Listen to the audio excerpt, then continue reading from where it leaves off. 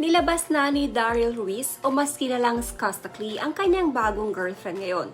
Ilang araw matapos na mapabalitang hiwalay na sila ni Zainab Harake. Bago pa man may mga naglabasan na larawan nila ng kanyang bagong girlfriend, ay binura na muna ni Daryl ang mga larawan nila ni Zainab sa social media nito. Kung may mga natira man ay iilan na lamang at mga kuha ito ilang taon na ang nakalipas.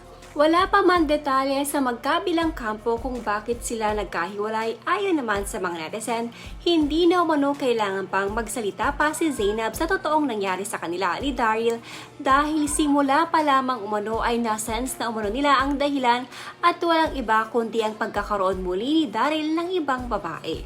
Dahil hindi na umano ito bago sa kanilang relasyon dahil sa nangyaring on and off relationship nila noong mga nagdaang taon.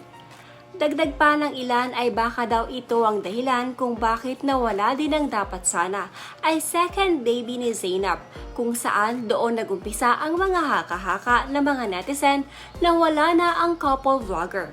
Dahil hindi man lamang nagpunta si Daryl sa huling araw ni Baby Moon. Moon ang ibinigay na pangalan ni Zainab dito. Samantala, marami naman ang nagtaas ng kilay nang makita ng mga netizen. Ang umano'y ipinalit ngayon ni Daryl kay Zainab. Ayon sa ilan ay si Daryl umano ang nagpatunay na talagang love is blind nga talaga. Huwag na din umanong ipilit pa ang mga hindi naman na umano dapat pang ipilit dahil pare-pareho lamang umano silang masasaktan.